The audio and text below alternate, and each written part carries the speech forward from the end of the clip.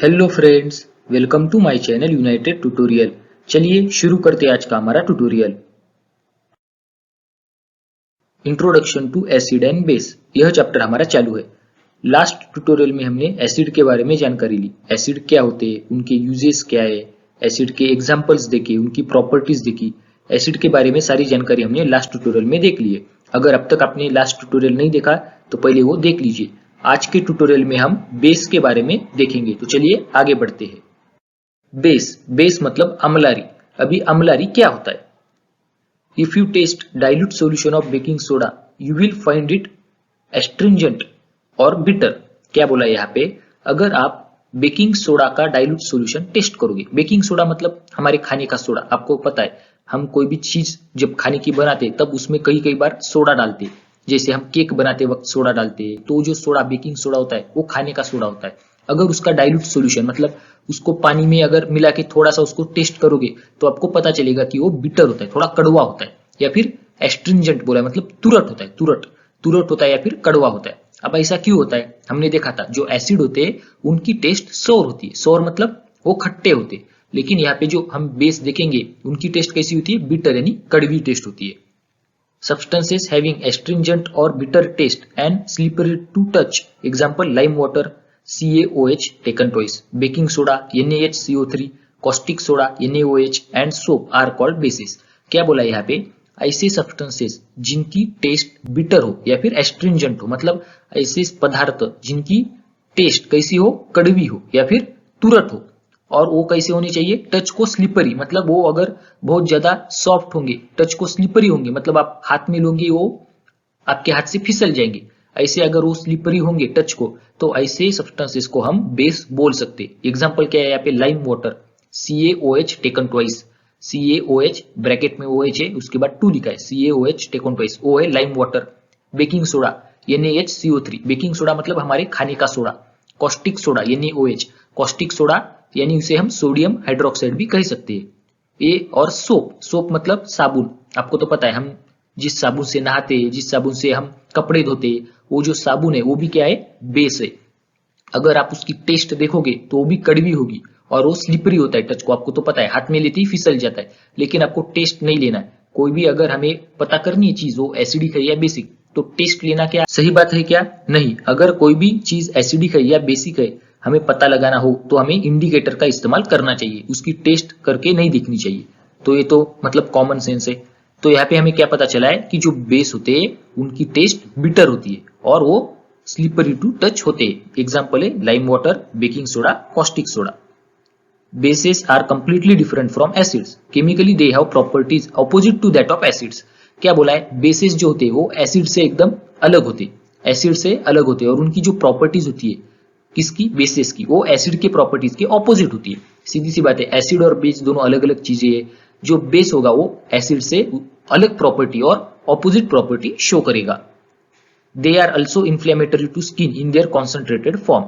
जैसे हमने देखा था कि एसिड जो होता है वो कॉन्सेंट्रेटेड फॉर्म में इन्फ्लेमेटरी होता है, दाहक होता है। अगर हमारी स्किन के ऊपर गिर जाए एसिड तो हमारी स्किन बर्न हो सकती है। उसी तरीके से बेस जो होते हैं वो भी कॉन्सेंट्रेटेड फॉर्म में इन्फ्लेमेटरी हो सकते हैं, मतलब वो भी दाहक हो सकते हैं, हमारी स्किन बर्न हो सकती है। We know that the distilled water is tasteless.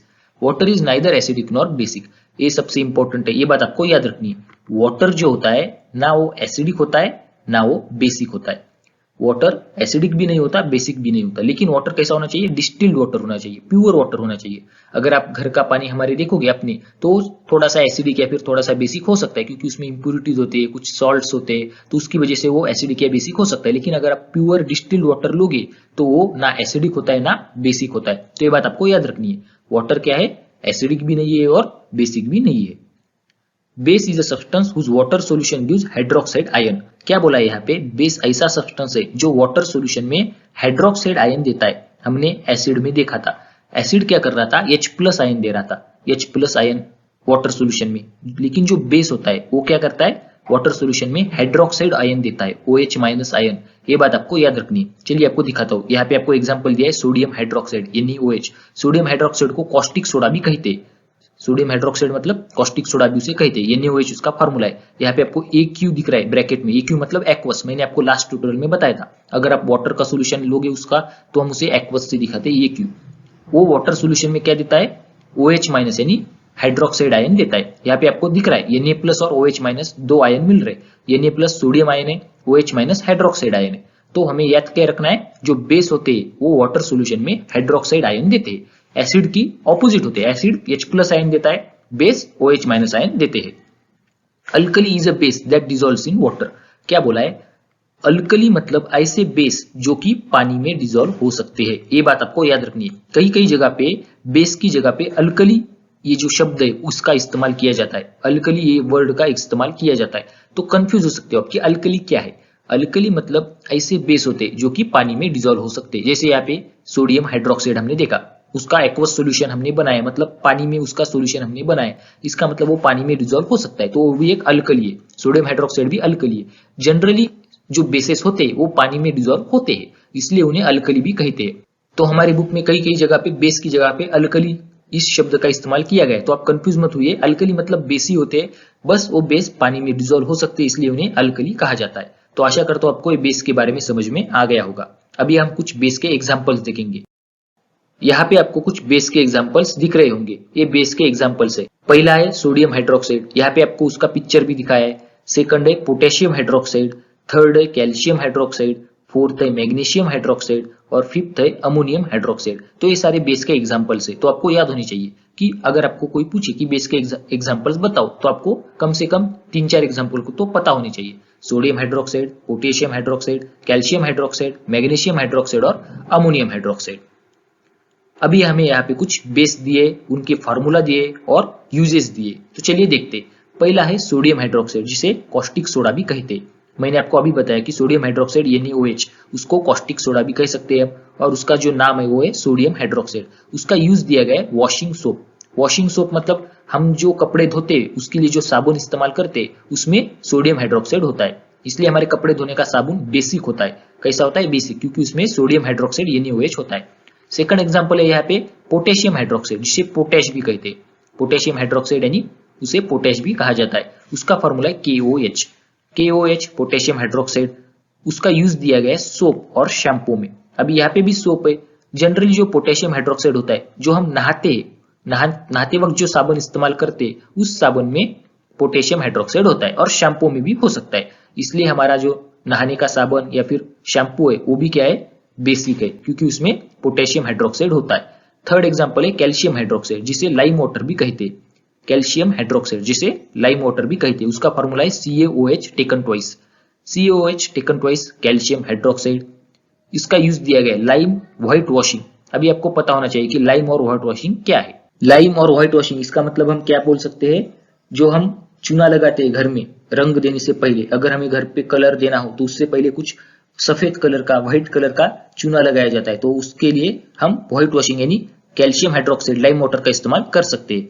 Fourth example है मैग्नीशियम हाइड्रोक्साइड, जिसे मिल्क ऑफ मैग्नीशिया भी कहा जाता है। ये बात आपको याद रखनी चाहिए।